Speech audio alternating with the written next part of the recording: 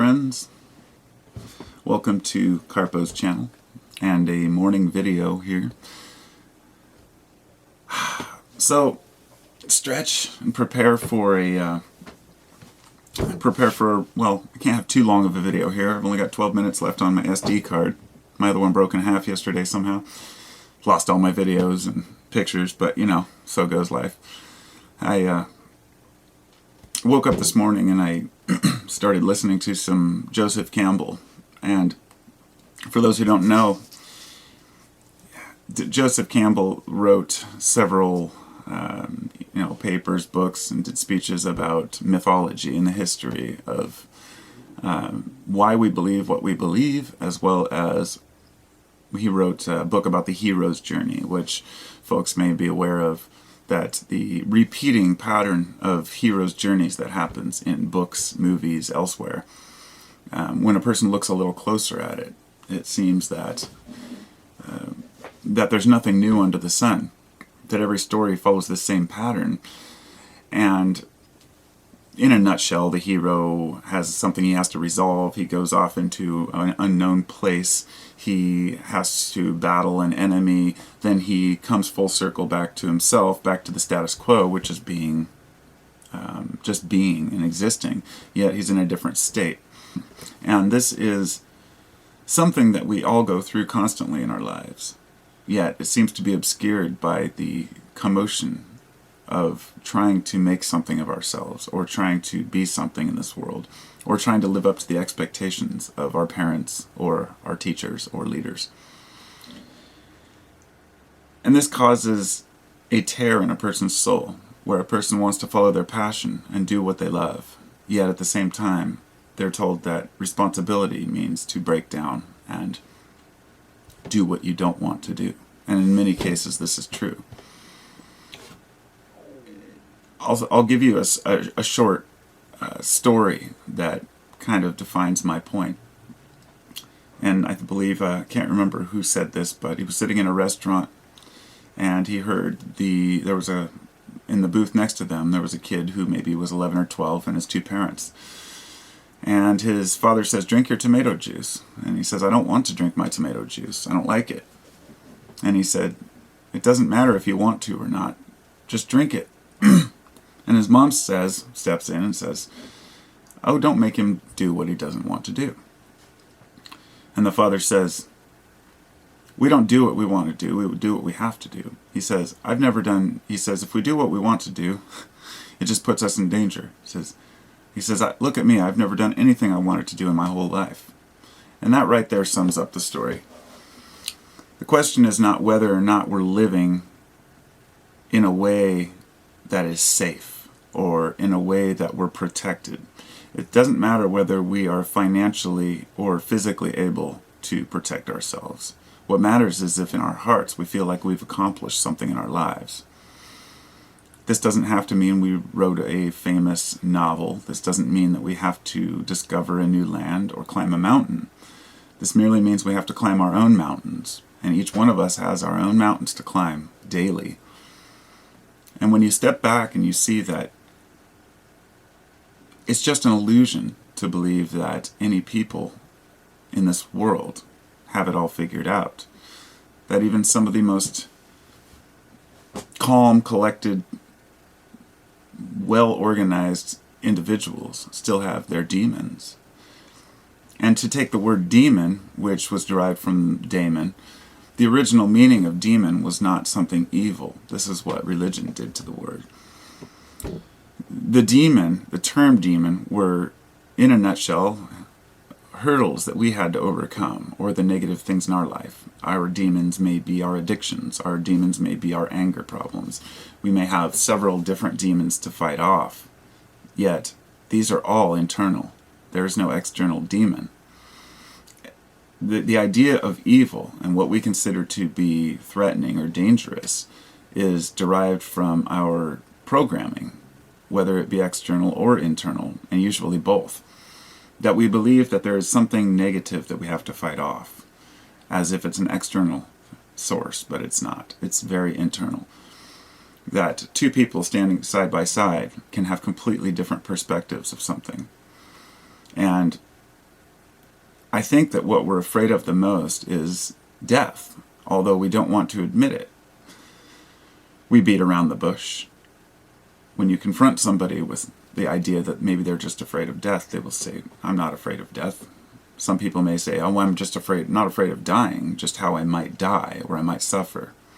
Yet all of that means nothing. When you're actually in the process of dying, suffering becomes second to the experience of death, as we see in people who are dying. It's not the death that we fear, it's the loss of our consciousness and our awareness. And this becomes a touchy subject with a lot of folks. They don't want to admit that they will lose the person that they are. But when you realize that you're not even the person you were as a child, that when you've reached 40, such as myself, you're just at the earliest stages of development. No amount of life knowledge can prepare you for what life experience can do. A 20-year-old can be told everything by a 40-year-old, and a 40-year-old can be told everything by a 60-year-old. And until the person lives through that experience, it does no good to tell them this thing, because we all go through the hero's journey, the journey of discovery. And by looking back at the things that we've done wrong and the mistakes we've made in our lives, instead of beating ourselves up about it or making excuses, we realize that the only true pleasure in life comes after we've been in a pit. I wouldn't say that a person has to be in despair or suffering in order to find pleasure. However, that definitely lends more emphasis on the positive, such as the day after you were sick. For example, I was feeling a little bit sick yesterday, and instead of dwelling on being sick, I thought, well, I'm going to feel better tomorrow. And that's what keeps us going. And when we have a passion or something we need to feel, we really need to tackle, we're afraid to tackle it due to our fears of failing or being laughed at by others around us. And once you've let that go, then you can start to grow. It doesn't matter what other people think about you if it's something that you know in your heart is right. However, there's one issue that is often ignored, which is that while other people's opinions may not lend all the validity to what you do, they still have a little bit of credibility in the sense that the masses tend to, while the masses can be unaware of many things, when it comes to the basic experiences of life, each person, everybody's dealt with the ups and downs. So when it comes to advice about how to deal with past issues or problems, in general, each person is just as valid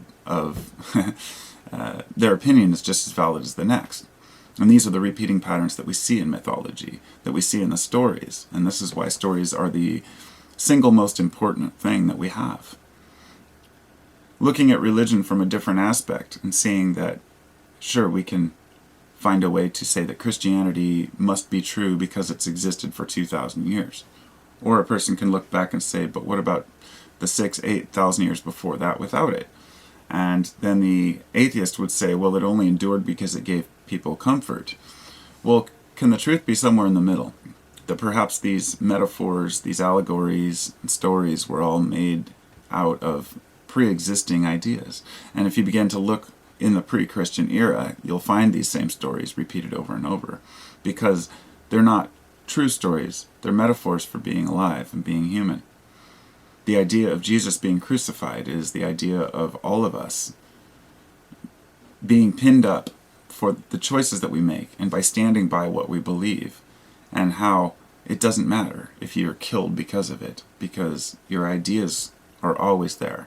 Once you've put your passion into this world and you've created a space for yourself that you believe in and that you believe strongly about, then nothing can break that. And in 20 years, you may be forgotten. In 1,000 years, you probably will be forgotten. I mean, some of the most amazing discoveries have been made by folks who are following their passions. But all of these follow the same hero's story. And the most important thing is for us to realize that we all have that journey within us. Nobody is any lesser than another person. We all have the same capabilities and potentials.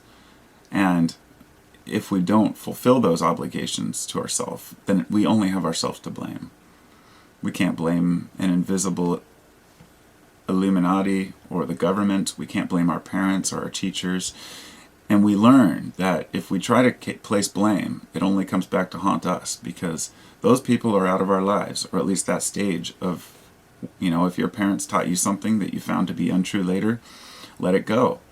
Don't let that hold you back. Just realize that the fact that you learned the truth makes it so much stronger, because if you were just told the truth about something and you never had a preconceived notion, then you may be wondering if it could lean the other way.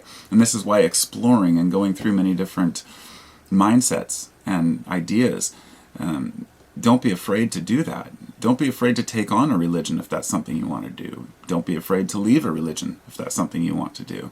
Because all of these ultimately are experiences, and we get wrapped up in what we think we should be doing, as if we're obligated to some external God, or whether we're obligated to our internal programming. And what it really comes down to is we're all seeking happiness. We're all seeking comfort in the arms of one another. So we want to be accepted, and we want to be independent and different, and we want to show our colors. We want to peacock, but at the same time, not to the point where we are resisting everything that we've grown to know, where we try to say, hey, the world's an illusion, for example, therefore nothing matters. Well, of course things matter. Does it matter if atoms are empty space, if there's no real matter in the universe at all, or if there's only 4% visible matter? How much does that really benefit us to know? It doesn't, and it hasn't. So the things that we learn come and go. The things that we know are permanent. And it's my belief that the most important thing that we can do is to tell stories.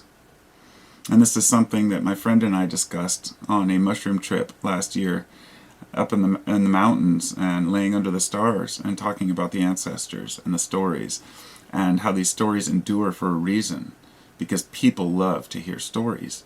And so I'm going to use that as I'm thinking about starting another channel, YouTube channel, just to do stories, to read existing stories, to talk about the heroes, to talk about the victims, to see the mentality in our own minds that we've created about how things are, and the reality of the fact that we just don't know. And the things that we don't know, we have to let go and realize the bigger question isn't what do we know. It's, well, you figure that one out. I don't know what the question is. I'm still seeking the answers, but the answer is in action. And that's my take on it. So I'll talk to y'all later. Have a wonderful